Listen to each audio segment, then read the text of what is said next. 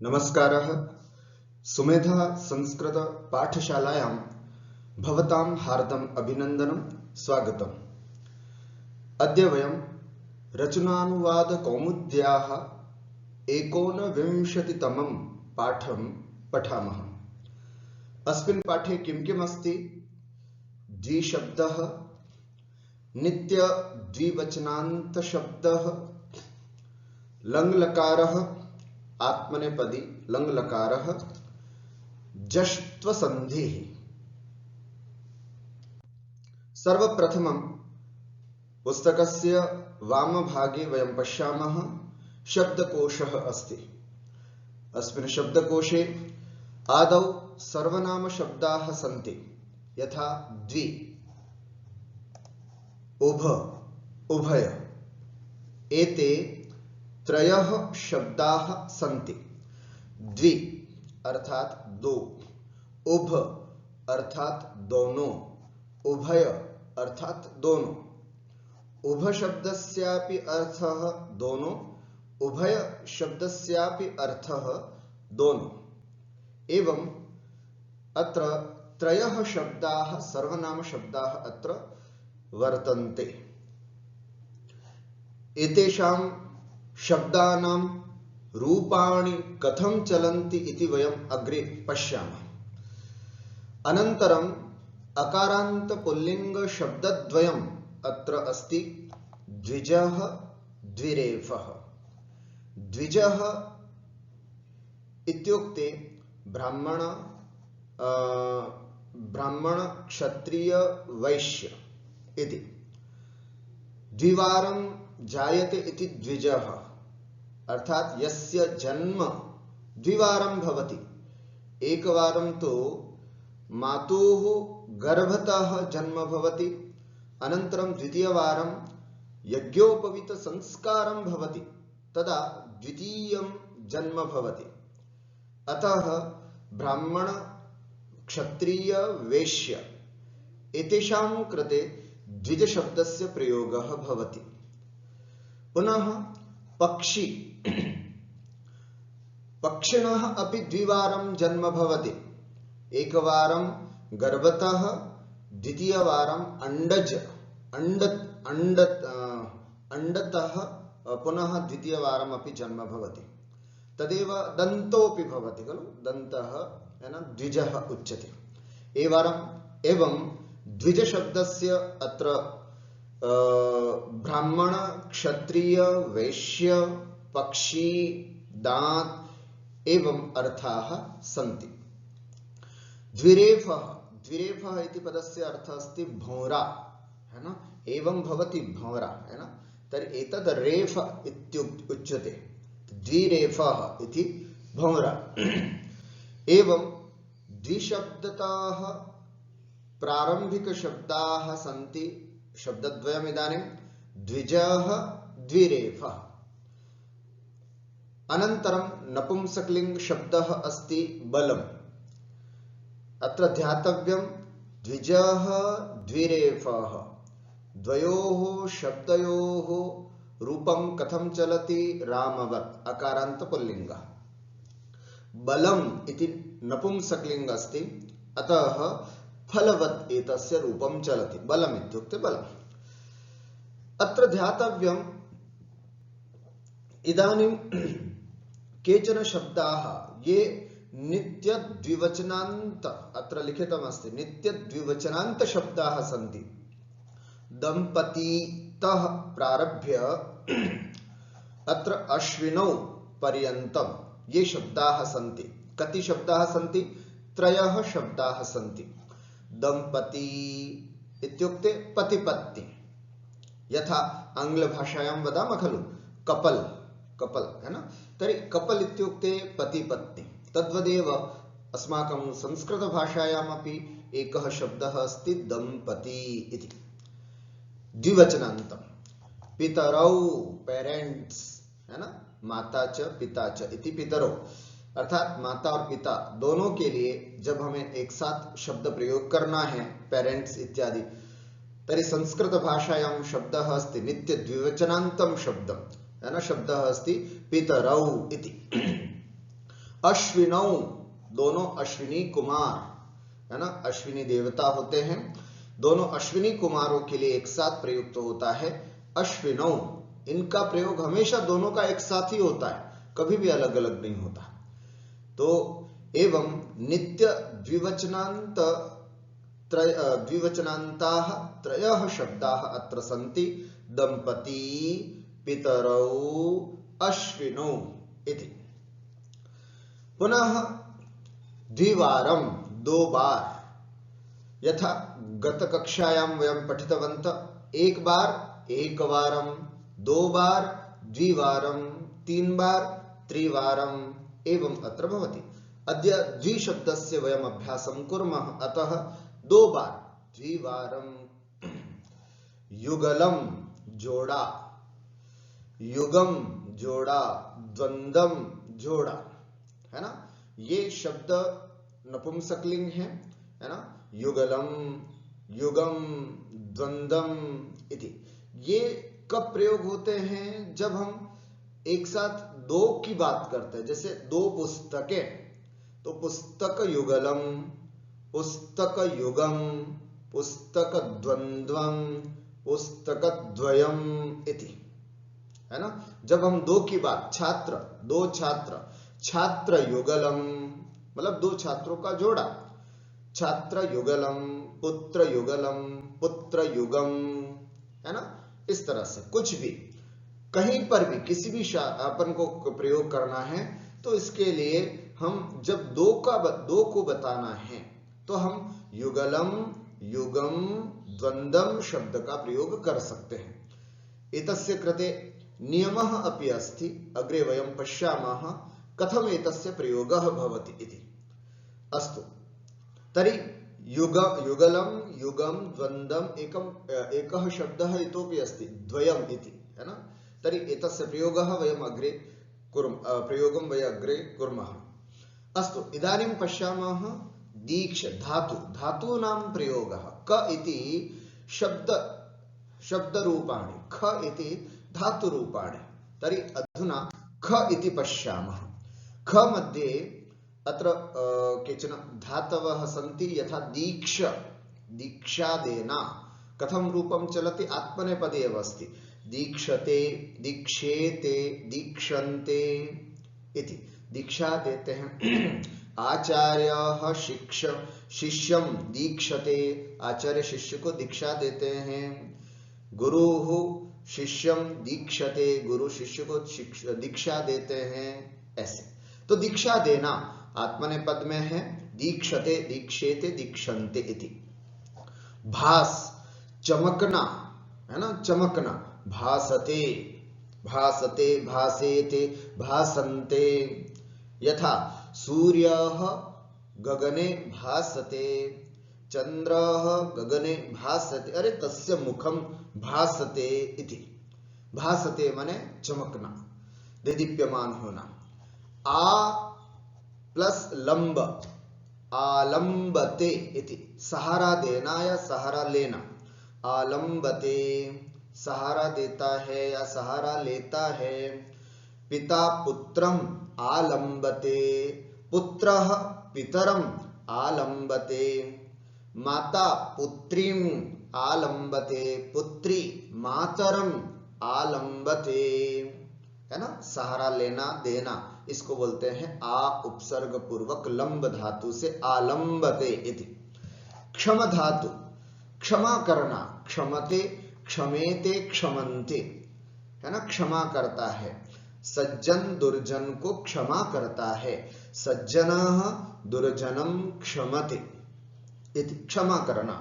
गाहते, घुसना अथवा प्रवेश करना, गाहते, प्रवेश करना।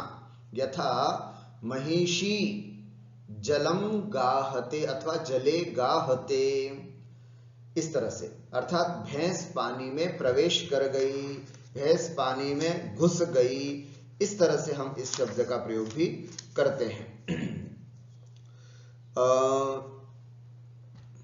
तथैव एकः शब्दः इतोपि अत्र वर्तते, हाँ, यथा गाहते, पुनः वनम सिंह वनम गाहते, शेर जो है वो वन में प्रवेश कर गया, वन में घुस गया।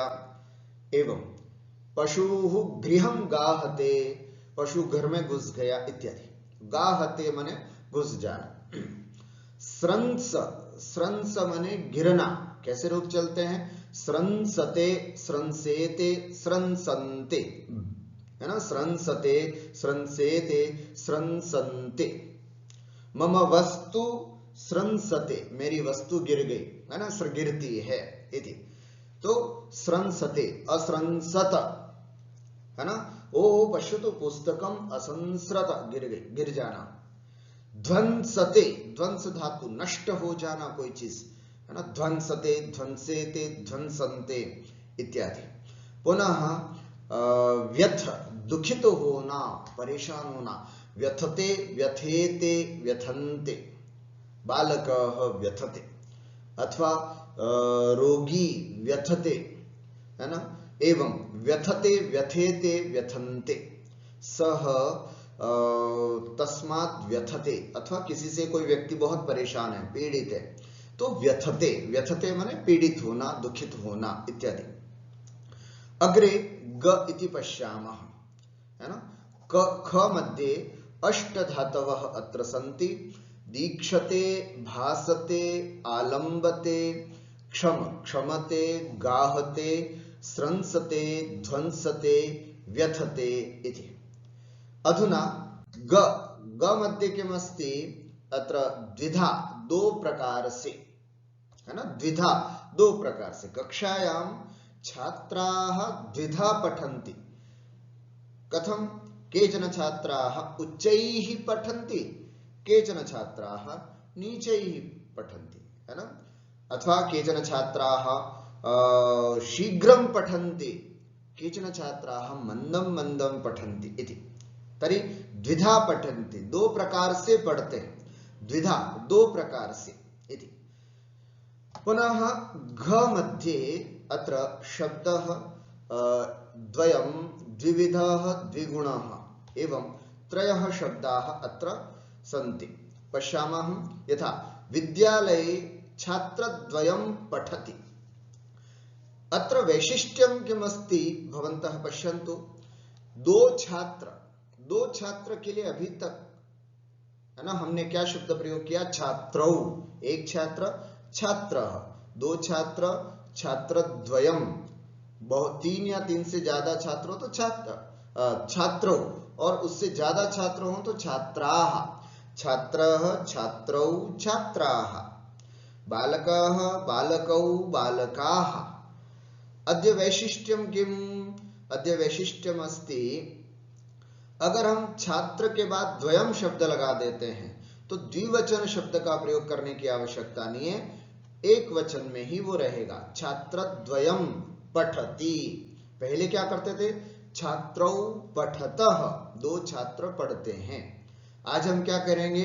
छात्रद्वयम पठति। ध्यान रखना, प्रथम पुरुष एक वचन का ही प्रयोग हो रहा है, पठति एक वचन इति, है ना? पुस्तकद्वयम अस्ति, पहले क्या बोलते थे?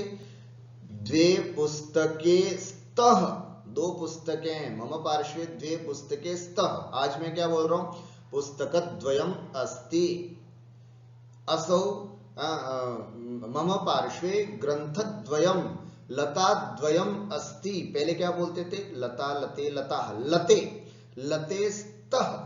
आज हम क्या बोल रहे हैं? लताद्वयम अस्ति, लताद्वयम। बस जो भी शब्द है उसके आगे द्वयम शब्द लगा लो, आपका द्विवचन हो जाएगा।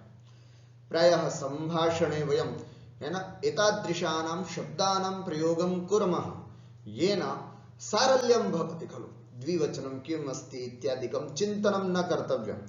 अतः सारल्यम् अत्र भवति, द्वयम् इति, है ना? छात्रद्वयं, विद्यालये छात्रद्वयं पठति, विद्यालय में दो छात्र पढ़ रहे हैं इति।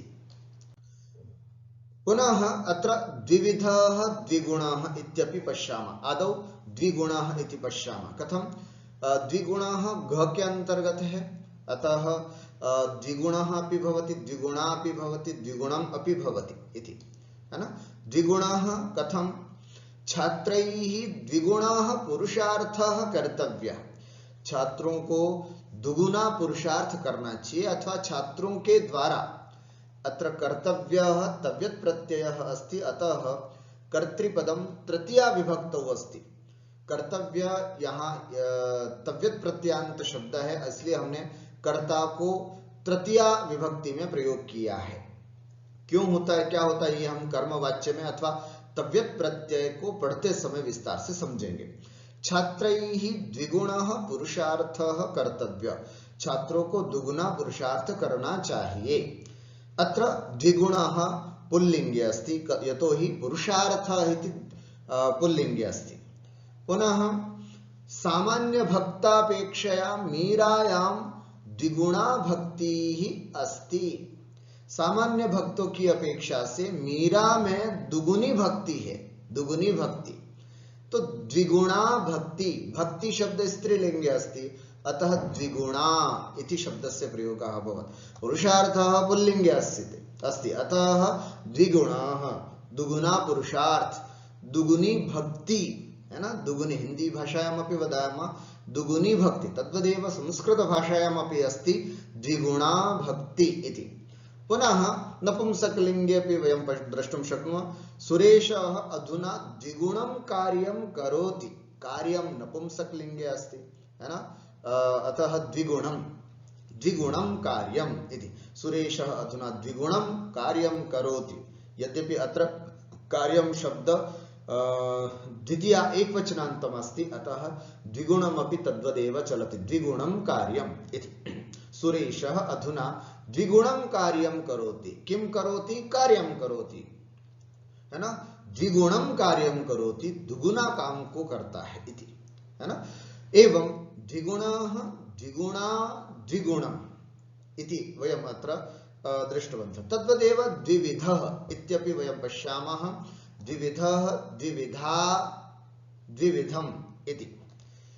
मार्गः द्विविधः भवति, लौकिक मार्गः अलौकिक मार्गः इति है ना। मार्गः द्विविधः अस्ति अथवा भवति, मार्ग दो प्रकार का है ना। अत्र द्विविध इति दो प्रकार का, मार्गः द्विविधः अस्ति, मार्ग दो प्रकार का है ना। पुनः कीदृशः, लौकिक मार्गः अलौकिक मार्गः इति, पारलौकिक मार्गः इति। यात्रा द्विविधा भवति, यात्रा द्विविधा भवति, आधुनिकी यात्रा पारंपरिकी यात्रा इति। यात्रा दो प्रकार की होती है, एक आधुनिक यात्रा और एक पारंपरिक यात्रा। एवं एकम दर्शनार्थम यात्रा भवति, एकम भ्रमणार्थम यात्रा भवति। यात्रा द्विविधा भवति, अत्र यात्रा स्त्रीलिंगे अस्ति, अतः द्विविधा इति शब्दस्य प्रयोगः। मार्गः पुल्लिंगः अस्ति, अतः द्विविधः इति शब्दस्य प्रयोगः अस्ति। पुनः वाहनम द्विविधम अस्ति है ना, वाहनम द्विविधम अस्ति, वाहन दो प्रकार के होते हैं है ना। द्विचक्रिका वाहनम चतुष्चक्रिका वाहनम इति, टू व्हीलर्स फोर व्हीलर्स है ना, एक तो दो पहियों पर चलने वाली, एक चार पहियों पर चलने वाली। वाहनम द्विविधम अस्ति, अत्रापि वाहनम नपुंसकलिंगम अस्ति, नपुंसकलिंगे अस्ति, अतः द्विविधम इति शब्दस्य प्रयोगः अत्र मया विहितः। अस्तु, इदानीं व्याकरणम्। अत्र एतत् सर्वम् अद्य वयं पठन्तः स्मः। द्विशब्द के तीनों लिंगों के रूप केवल द्विवचन में स्मरण करो। द्विवचन के तीनों लिंगों में ध्यान से समझना, द्विवचन का केवल द्विवचन ही रूप, द्विशब्द का केवल द्विवचन में ही प्रयोग होता है। द्विशब्द को हम एक वचन में नहीं चला सकते, द्विवचन को हम बहुवचन में भी नहीं चलाते। द्विवचन शब्द को हम द्विवचन में, केवल द्विवचन में चलाते, लेकिन लिंग तीनों होंगे, पुल्लिंग भी होगा, स्त्रीलिंग भी होगा, नपुंसकलिंग भी होगा। स्पष्टम।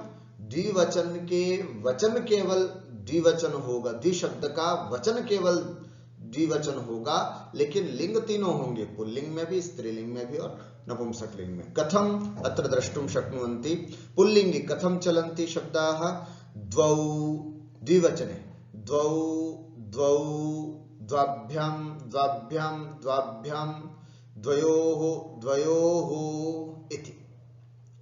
पुनः नपुंसकलिंगे स्त्रीलिंगे च समानमेव रूपमस्ति, अतः एकत्र एव लिखितम्। द्वे द्वे द्वाभ्यां द्वाभ्यां द्वाभ्यां द्वयोः द्वयोः, केवलम् अत्रैव परिवर्तनम् अस्ति, अन्यत्र सर्वं समानमेव अस्ति। पुनः एकवारं वदामि, द्विशब्दस्य रूपं केवलं द्विवचने एव चलति, त्रिषु लिंगेषु चलति, किन्तु द्विवचने एव भवति इति। एवं अत्र वयं द्विशब्दस्य स्वरूपं दृष्टवन्तः। अधुना धातु है ना, धातुं पश्यामः। सेव धातु अधुना वयं पठन्तः स्मः, हम पढ़ रहे हैं सेव धातु। सेवत एकवारं लट् लकार लट् लकारं, पुनः लोट् लकारं लृट् लकारं वयं पठितवन्तः। तस्य अभ्यासं कृत्वा अद्यतनं लकारं पश्यामः। लट् लकारे सेवते सेवते सेवेते सेवन्ते, सेवसे सेवेथे सेवध्वे, सेवे सेवावहे सेवामहे इति। लोट् लकारे सेवतां सेवेतां सेवन्तां, सेवस्व सेवेथां सेवध्वं, सेवै सेवावहै सेवामहै। लोट् लकारे पुनः लृट् लकारम् अपि वयं गतकक्षायां पठितवन्तः। सेविष्यते सेविष्येते सेविष्यन्ते, सेविष्यसे सेविष्येथे सेविष्यध्वे, सेविष्ये सेविष्यावहे सेविष्यामहे इति। वयं सेवधातोः आत्मनेपदी चलति खलु, सेवधातोः त्रिषु लकारेषु वयं अभ्यासं कृतवन्तः।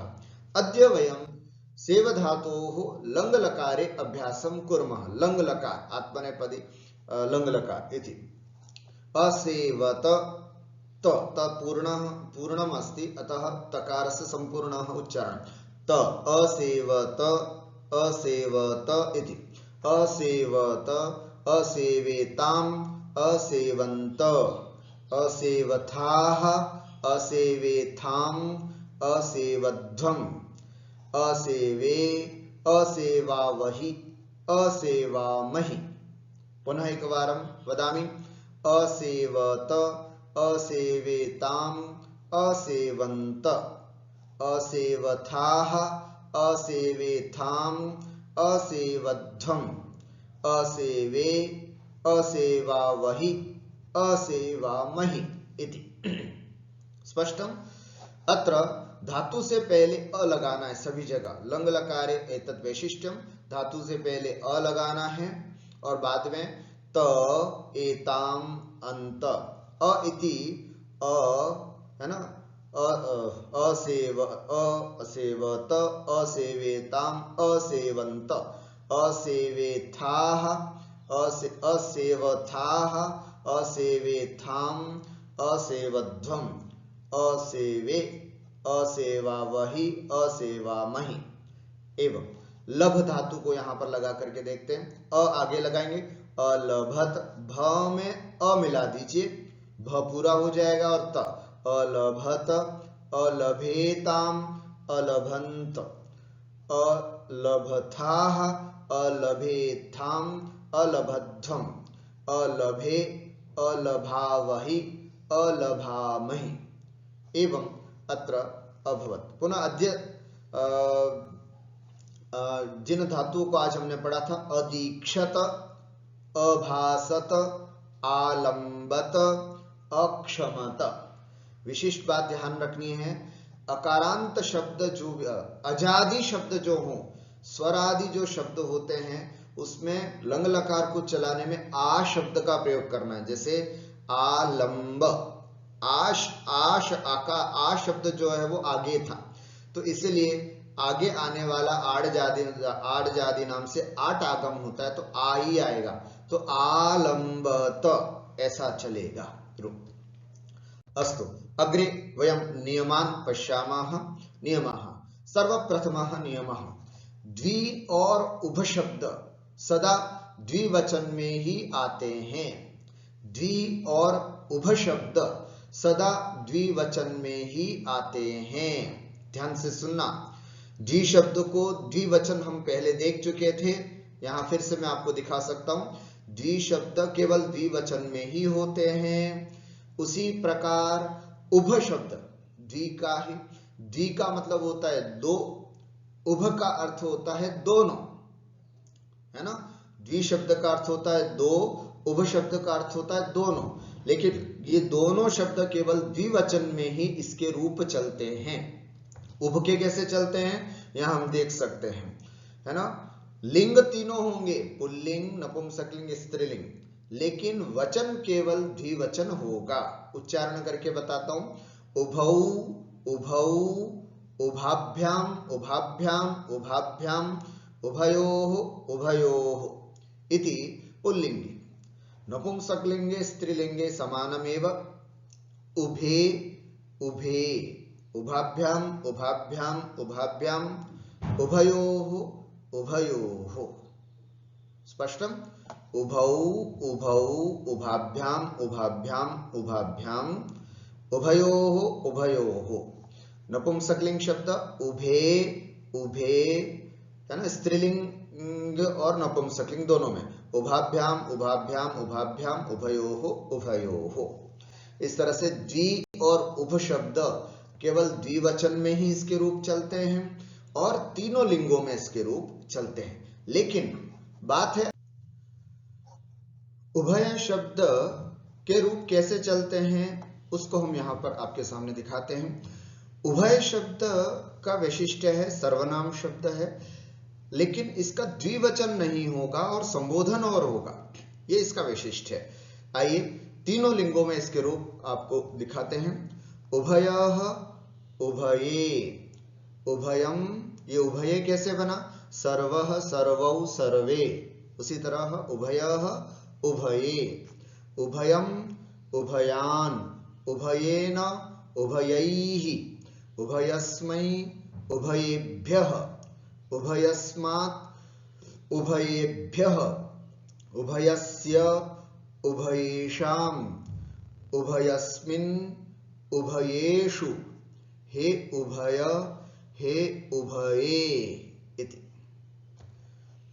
पुनः अत्र नपुंसकलिंगे कथम, उभयम्, उभयानि, उभयम्, उभयानि, उभयेन, उभयैः, उभयस्मै, उभयेभ्यः, उभयस्मात्, उभयेभ्यः, उभयस्य, उभयेषाम्, उभयस्मिन्, उभयेषु, हे उभय, हे उभये। तद्वदेव स्त्रीलिंगे उभया, उभयाः, उभयाम्, उभयाः, उभयया, उभयाभिः, उभयस्यैः, उभयाभ्यः, उभयस्याः, उभयाभ्यः, उभयस्याः, उभयासाम्, तासाम्, है ना, उभयस्याम्, उभयासु, हे उभये, हे उभयाः। एवं उभय शब्दस्य रूपाणि अत्र चलन्ति। नियम नंबर 85 देखिए, दंपति, पितरौ, अश्विनौ, इनके रूप द्विवचन में ही चलते हैं, इनके साथ क्रिया द्विवचन में ही आती है। ये नित्य द्विवचनांत शब्द हैं, दंपति, पितरौ, अश्विनौ। इसलिए इनके साथ जो क्रिया, क्योंकि जैसा कर्ता वैसी क्रिया, कर्ता द्विवचन में होगा तो क्रिया भी द्विवचन में होगी, है ना। जैसे यहां पे देख सकते हैं, दंपति भोजनम कुरुतः, करोति नहीं बोला, करोति एक वचन में, कुरुतः कर रहे हैं, अर्थात पति पत्नी दोनों भोजन करते हैं। दंपति भोजनम कुरुतः। पितरौ मंदिरम अगच्छताम, माता पिता दोनों के लिए द्विवचन पितरौ, इसलिए क्रिया भी द्विवचन, अगच्छत, अगच्छताम, गए। पितरौ मंदिरम अगच्छताम, माता पिता दोनों मंदिर गए हैं।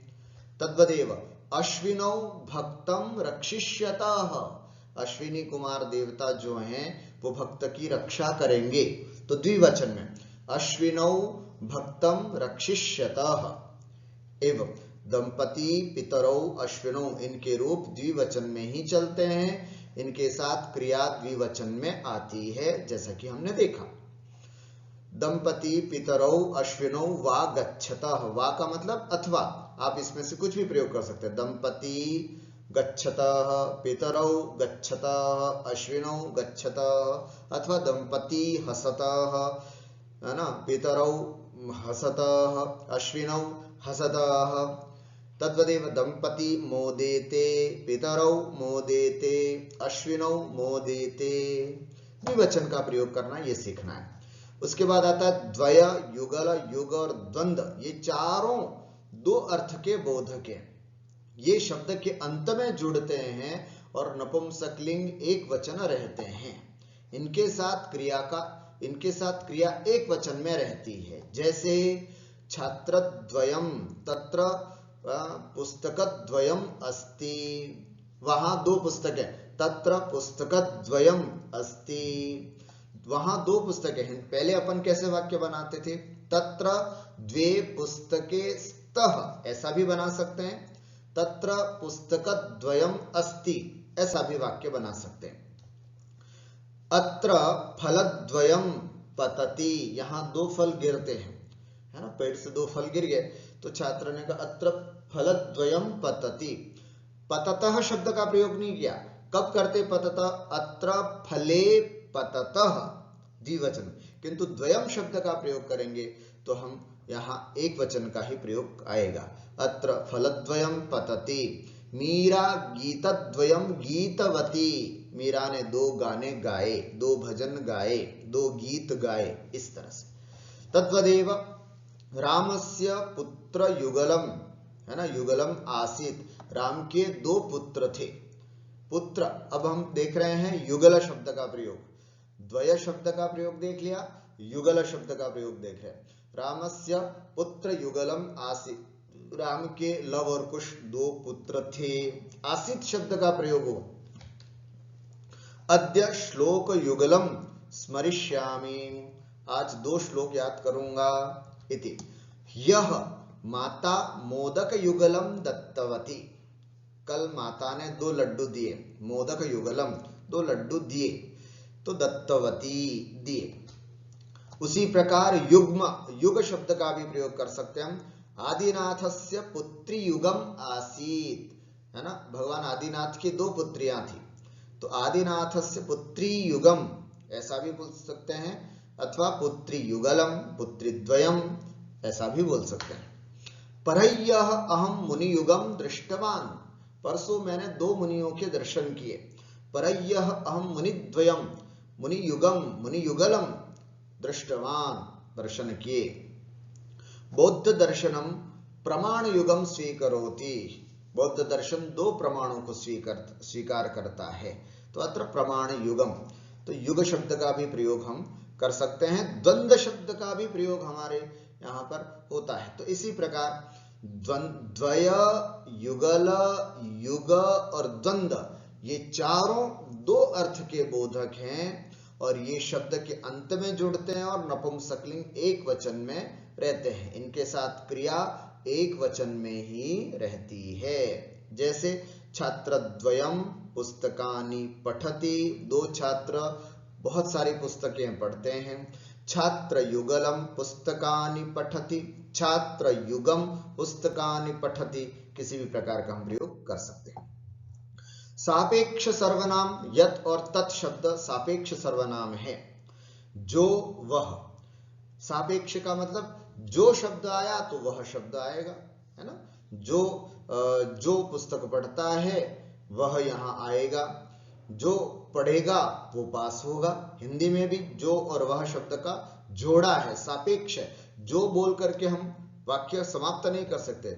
जो पढ़ेगा बस ऐसा बोल करके रुक नहीं सकते, वह ऐसा करके हमें बोलना पड़ता है, उसमें वह की भी अपेक्षा रहती है, इसलिए इसको बोलते सापेक्ष सर्वनाम। यत तत् का सापेक्ष सर्वनाम शब्द, सापेक्ष सर्वनाम होते। अतः यत शब्द में जो लिंग विभक्ति और वचन होगा वही तत् शब्द में भी होगा। बुद्धिर्यस्य बलम तस्य, यस्य बुद्धि तस्य बलम, जिसकी बुद्धि है उसका बल है। यानि शुभानि कर्माणि तानि त्वया सेवितव्यानि, जो अच्छे अच्छे काम हैं वे उसको करने चाहिए। तो यानि शुभानि कर्माणि तानि, तो यानि यत् शब्द, तानि तत् शब्द, इस यस्य यत् शब्द तस्य तत् शब्द। हम और भी उदाहरण दे सकते हैं। यह शास्त्रम पठति सह ज्ञानम प्राप्नोति, जो शास्त्र पढ़ता है वह ज्ञान प्राप्त करता है। भवान यम जानाति तम वदतु, तुम जिसको जानते हो उसको बोलो। यत् शब्द तत् शब्द, यहां प्रथमा विभक्ति में या द्वितीय विभक्ति में है, यहां तृतीय विभक्ति। सह येन मार्गेण गच्छति सापि तेनैव मार्गेण गच्छति, वो जिस मार्ग से जाता है वह भी उसी मार्ग से जाता है। तो येन तेन इति। भवती यस्यै वस्त्रं ददाति तस्यै भोजनमपि ददातु, आप जिसको वस्त्र देती हो उसको भोजन भी दो, है ना। जिसके लिए उसके लिए, जिसके लिए भोजन उसके, जिसके लिए वस्त्र उसके लिए भोजन। यस्यै तस्यै, यत् और तत् शब्द हमेशा सापेक्ष होते हैं, वो हम यहां पर देख रहे हैं। जो यत् में विभक्तियां हैं वही तत् में भी विभक्ति आती है, ऐसा। मम भगिनी यस्मात् बिभेति अहमपि तस्मात् बिभेमि, मेरी बहन जिससे डरती है मैं भी उससे डरता हूं। मम भगिनी यस्मात् बिभेति, जिससे डरती, जिससे डरना होता है उसमें पंचमी विभक्ति आती है। मम भगिनी यस्मात् बिभेति अहमपि तस्मात् बिभेमि। यस्य पार्श्वे चिटिका नास्ति तस्य सभागारे प्रवेशः नास्ति। यस्य तस्य, जिसके पास टिकट नहीं है वह हॉल में प्रवेश नहीं कर सकता, है ना। यस्य पार्श्वे चिटिका नास्ति तस्य सभागारे प्रवेशः नास्ति इति। यस्मिन् ग्रामे स्वच्छता नास्ति तस्मिन् ग्रामे सौंदर्यं नास्ति, जिस गांव में स्वच्छता नहीं उस गांव में सौंदर्य नहीं होता इति। तो यस्मिन् अत्र यत् शब्द सप्तमी एकवचने, तत् शब्दापि तत् शब्दोपि सप्तमी एकवचने, यस्मिन् ग्रामे तस्मिन् ग्रामे इति। तो इस तरह से यत् और तत् शब्द सापेक्ष होते हैं, अतः हमें इसमें उन्हीं विभक्ति और वचनों का प्रयोग करना चाहिए। जो हम यत् में करते हैं वही हमें तत् में करना चाहिए।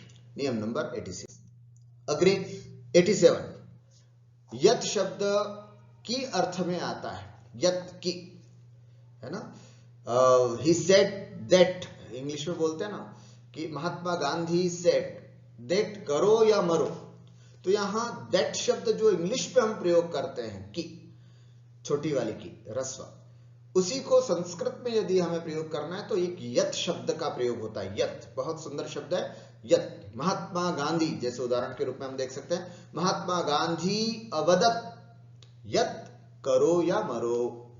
महात्मा गांधी ने कहा, अवदत् मैंने कहा, महात्मा गांधी ने कहा करो या मरो। तो महात्मा गांधी अवदत् यत्, करो या मरो। भगवान महावीर अभाषत, आत्मनेपद का है, अभाषत कहा। भगवान महावीर ने कहा कि जियो और जीने दो। भगवान महावीर अभाषत यत्, जियो और जीने दो। ठीक है। तो इस तरह से जिनके सुंदर सुंदर वाक्य हैं, जिनके सुंदर सुंदर नारे हैं, उनको आप बोल सकते हैं यत् शब्द का प्रयोग करके। यत् इससे, है ना, उन्होंने कहा कि, इस तरह से बोल करके हम आगे बोल सकते हैं। ठीक है। यथा और भी, महाकवि भारवी उक्तवान यत् सहसा विदधीत न क्रियाम। महाकवि भारवी ने कहा कि हमें कभी भी कोई कार्य अचानक तत्परता के साथ नहीं करना चाहिए, अर्थात हड़बड़ाहट के साथ नहीं करना चाहिए। सहसा विदधीत न क्रियाम, संभ्रम होकर के नहीं करना चाहिए। तो महाकवि भारवी ही उक्तवान यत्, इस तरह से। भगवत गीतायाम भगवान कृष्ण अकथयत यत् कर्मण्येवाधिकारस्ते। भगवत गीता में भगवान कृष्ण ने कहा कि, है ना, कृष्ण अकथयत कहा कि, यत् कर्मण्येवाधिकारस्ते, काम करने में ही तुम्हारा अधिकार है, फल की इच्छा नहीं करना। शिक्षकाः प्राचार्यं सूचितवान यत् श्वः अहं श्वः नागमिष्यामि। है ना, टीचर ने प्रिंसिपल को सूचित किया कि मैं कल नहीं आऊंगा। तो अपन हिंदी में बोलते हैं कि मैं कल नहीं आऊंगा, कि अत्र शिक्षकाः प्राचार्यं सूचितवान यत् अहं श्वः न आगमिष्यामि इति। इस प्रकार से हमने यहां पर कि कैसा प्रयोग करना है वो देखा। नियम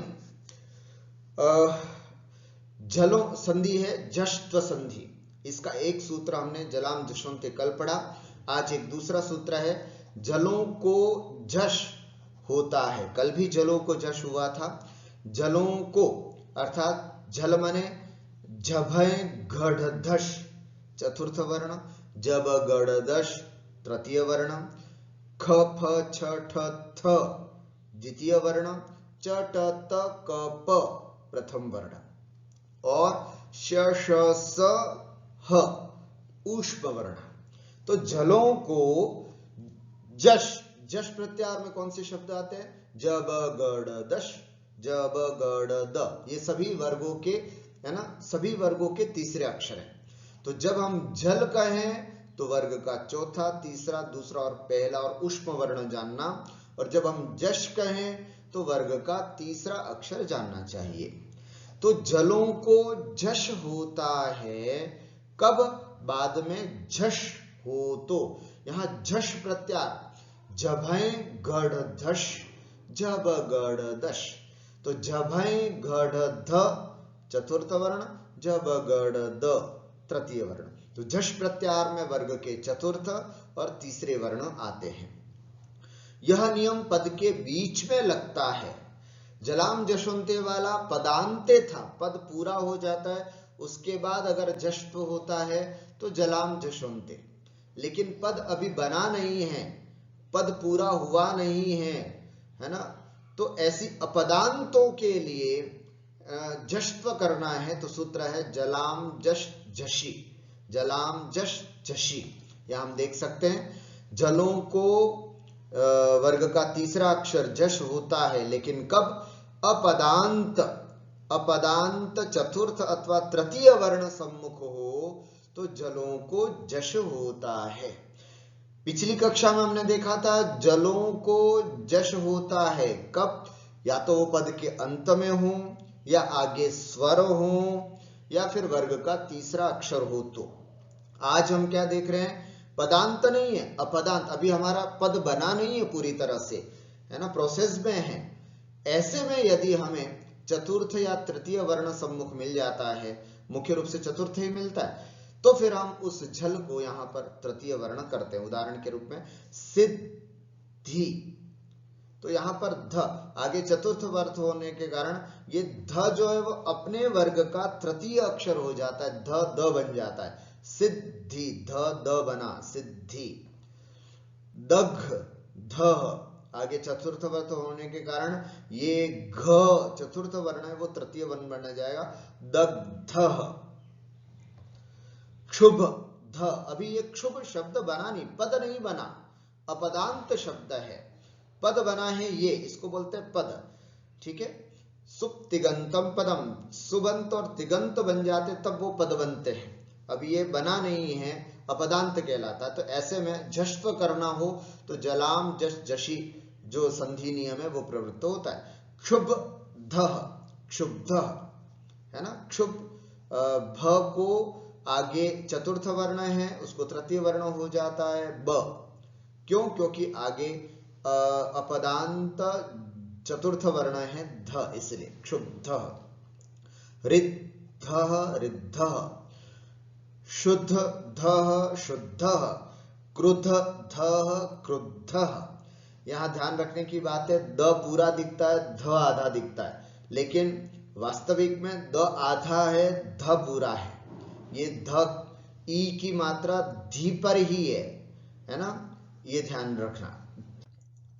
और ये आपकी पुस्तक में इस तरह से इस संधि के नियम को समझा के रखा है, आप उसको भी वहां देख सकते हैं। आइए वाक्याभ्यास करते हैं। सबसे पहले उदाहरण वाक्य, द्वौ बालकौ, दो बालक, द्वे बालिके, दो बालिकाएं, है ना। द्वौ पुल्लिंग में, द्वे स्त्रीलिंग में, बालकौ पुल्लिंग में, बालिके स्त्रीलिंग में। द्वे पुस्तके, दो पुस्तकें नपुंसकलिंग में।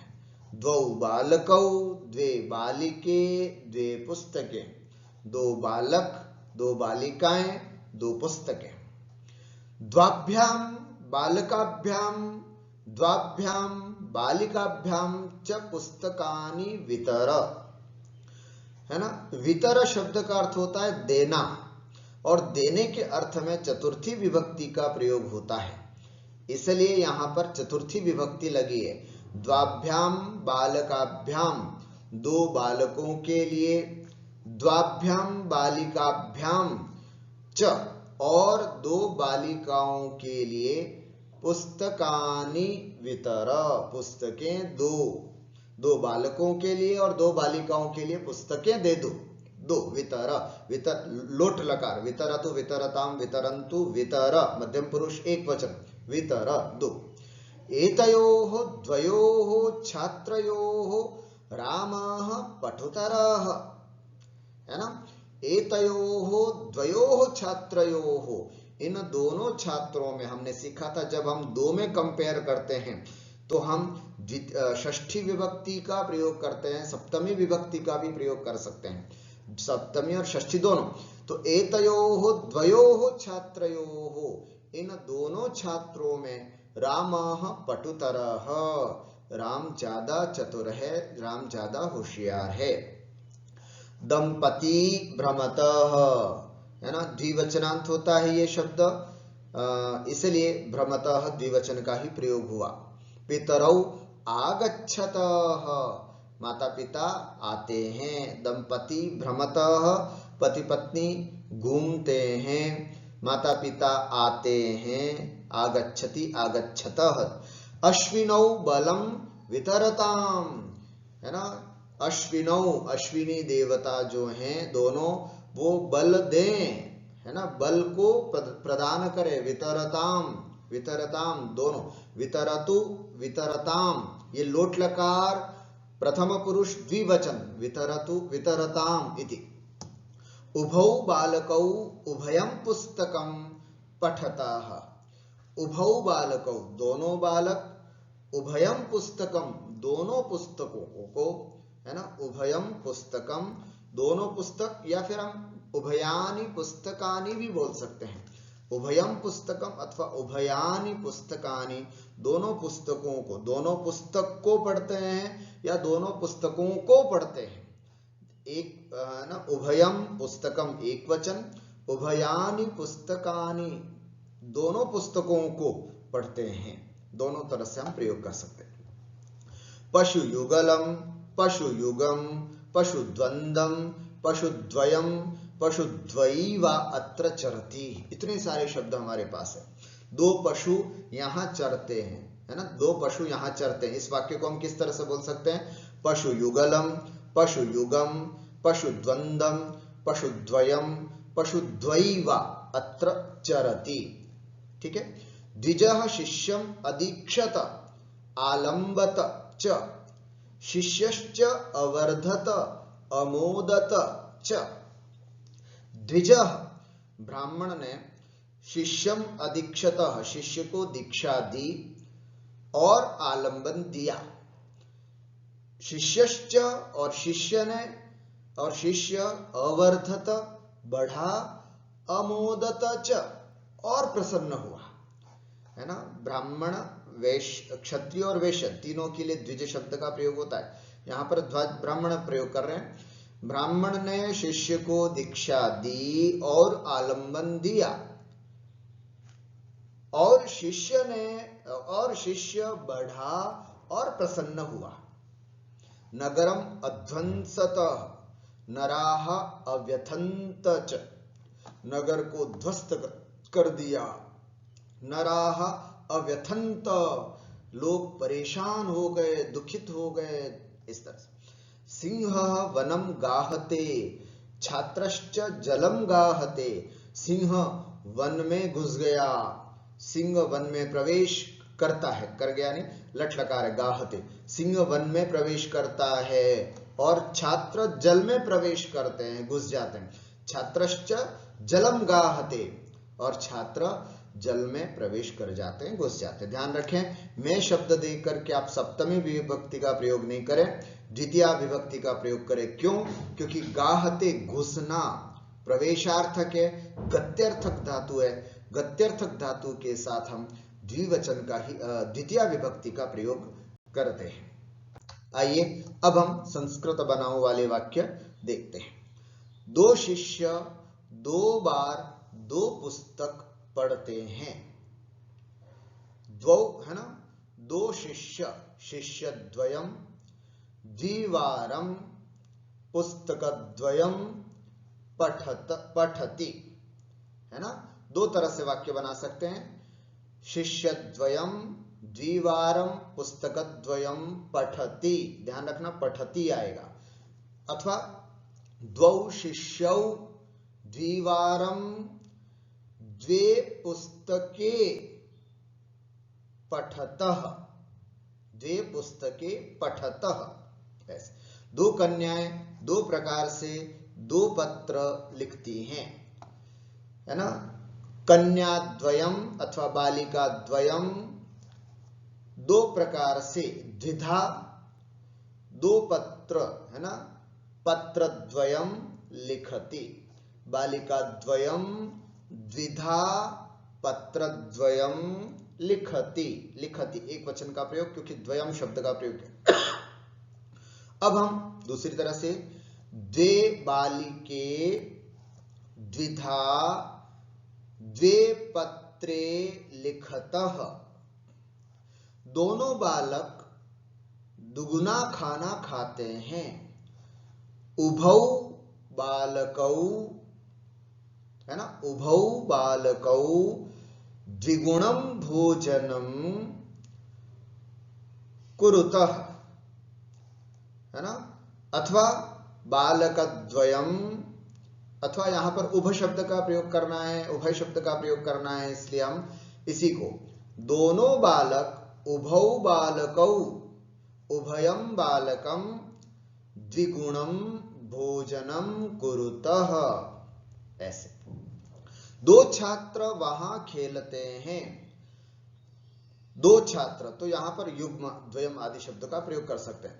2 छात्र, छात्र युगलम छात्र युगम छात्रद्वयम छात्रद्वयी तत्र क्रीडति।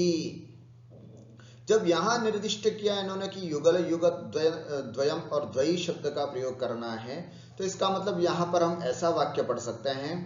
द्वौ शिष्यौ द्विवारं द्वे पुस्तके पठतः द्वे बालिके द्विधा द्वे पत्रे लिखतः। यहां पर हम इस तरह का वाक्य प्रयोग करें। 2 भौरे 2 प्रकार से घूम रहे हैं, है ना। द्विरेफद्वयं द्विविधः, द्विरेफद्वयं, है ना, द्विधा भ्रम 2 प्रकार से, 2 प्रकार से द्विधा भ्रमतः, द्विरेफद्वयं द्विधा भ्रमति, ध्यान रखना भ्रमति आएगा। द्विरेफद्वयं भ्रमति, अगर द्विरेफौ करेंगे तो भ्रमतः, और 2 प्रकार से द्विधा। द्विरेफद्वयं द्विधा भ्रमति द्विरेफौ द्विधा भ्रमतः। दंपति ने पुत्र को अवलंबन दिया। दंपति पुत्रम अवलंबताम, अवलंबत आहन आलंबत आलंबताम, आलंबताम शब्द आएगा। दंपति पुत्रम आलंबताम, आलंबत आलंबताम आलंबंत इति लंग लकार में इसका प्रयोग हुआ। अवलंबन दिया, लंग लकार में इसका प्रयोग करेंगे। अश्विनी कुमार ज्ञान दे, अश्विनी है ना, तो अश्विनौ ज्ञानम वितरताम, वितरतु वितरताम द्विवचन का प्रयोग करें। अश्विनौ ज्ञानम वितरताम। जो लड़की यहां आई थी वह गई। या बालिका अत्र आगच्छत सा अगच्छत, आगच्छत आई, गच्छत अगच्छत गई इति। या बालिका अत्र आगच्छत सा अगच्छत। जिस मनुष्य में विद्या है उसमें बल है ना। यस्मिन् मनुष्ये विद्या अस्ति तस्मिन् बलम अस्ति। माता पिता ने पुत्र से कहा कि जल लाओ। पितरौ पुत्रम अवदताम, अवदत अवदताम, अकथयत अकथयताम। पितरौ पुत्रम, है ना, अथवा हाँ पितरौ, माता पिता के लिए पितरौ शब्द। पितरौ पुत्रम अकथयताम यत जलम आनय, जल लाओ, इस तरह से। गुरु ने दीक्षा दी, गुरु अदीक्षत, सूर्य चमका, रवि अथवा भास्कर अथवा सूर्य अभासत, भौरे ने वृक्ष का सहारा लिया, द्विरेफ वृक्षम आलंबत, राजा ने चोर को क्षमा कर दिया, नृपः चौरम अक्षमत, बालक जल में घुसा, बालकाः जलम अगाहत, सब लंग लकार में है तो उसी तरह का उपयोग करना है। बालकाः जलम अगाहत, बालिका का वस्त्र पैर से हटा, बालिकायाः वस्त्रम पादात असंसत, असंसत पैर से हटा, अलग हुआ ना, तो एक पैर से हटा तो पादात अथवा पादाभ्याम, दोनों पैरों से हटा तो पादाभ्याम शब्द का भी प्रयोग कर सकते हैं। वृक्ष गिर गया और बालक दुखित हुआ, वृक्षः असंसत, वृक्षः असंसतः, बालकश्च अव्यथत, बालकश्च अव्यथत। चोर को शंका हुई, चौरः अशंकत, वह डरा, सह अकंप, सह वह डरा, डरा डरा डरा डरा डरा शब्द के लिए कौन सा शब्द का प्रयोग हुआ था?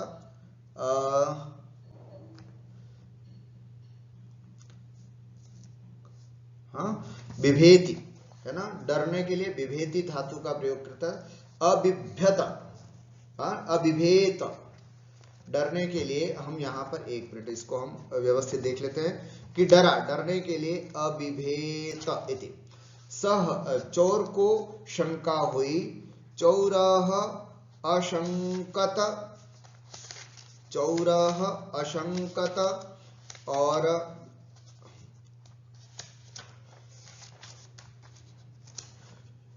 अबिभेत, है ना, अबिभेत इति। सह अबिभेत, चौरः अशंकत, सह अबिभेत, अकंपत, अपलायत च, अपलायत च। मैंने गुरु की सेवा की, अहम गुरुम असेवे, सुखम लभे, वर्धे, है ना, नहीं, सब लंग लकार में प्रयोग होंगे, है ना। अहम गुरुम असेव, असेवे, सुखम अलभे, अवर्धे, अमोदे च। बालक ने सीखा, बालकः अशिक्षत, अयतत, भिक्षाम अयाचत, अक्रीडत, अकुर्दत, सुखपूर्वकम च अरमत। इस तरह से संस्कृत बनाने वाले ये वाक्य हमारे कंप्लीट हुए। छात्रद्वयम क्रीडतः, नहीं, द्विवचन का प्रयोग नहीं होगा, छात्रद्वयम क्रीडति। दंपति पुत्रम अभाषत, दंपति नित्य द्विवचनांत है, इसलिए यहां पर द्विवचन का प्रयोग होगा, अभाषेताम। या बाला अगच्छत, आगच्छत, सह, या बाला का फिर सा बाला, सा आएगा या के साथ सा। ख को बहुवचन बनाना है, द्वि और उभ शब्द के तीनों लिंगों में पूरे रूप आपको याद करने हैं। नित्य द्विवचनांत शब्द कौन कौन से हैं, है ना, आज हमने पढ़ा नित्य द्विवचनांत शब्द, वो आपको अच्छे से याद करना है। इनके लंग के पूरे रूप ये आपके सामने हैं, वाक्य बनाने हैं इन सब शब्दों का प्रयोग करते हुए। ये अभ्यास कम से कम आपको करना है। इतना पढ़ाने के बाद ये अभ्यास की उम्मीद हम आपसे करते हैं। संधि करो, सिद्धि, बुद्धि, शुद्धि, रुद्धः, लुब्धः, लब्धः, आरब्धः, बुद्धः, विद्धः, सब जगह ये जितने भी चतुर्थ वर्ण हैं वो सब तृतीय वर्ण हो जाएंगे। संधि है जश्त्व संधि। दुग्धः, युद्धः आदि। संधि विच्छेद शुद्ध ध, समृद्ध ध, वृद्ध ध, क्रुद्ध ध, लभ ध, लुभ ध, लुब्ध, प्रारब्ध प्रारब्ध, सिद्ध ध, सिद्ध, बुद्ध धी, बुद्धि, दघ ध, दग्ध। इस तरह से संधि विच्छेद हुआ। अस्तु, अद्य एतावदेव। एवं अद्य वयं 29तमम् अभ्यासं कृतवन्तः। भवन्तः वारं वारम् एतस्य अभ्यासं कुर्वन्तु, शब्दरूपाणि रटन्तु, धातुरूपाणि स्मरन्तु, तेनैव अस्माकं अभ्यासः सम्यक् भविष्यति। एतावदेव उक्त्वा विरमामि। नमो नमः, नमस्कारः।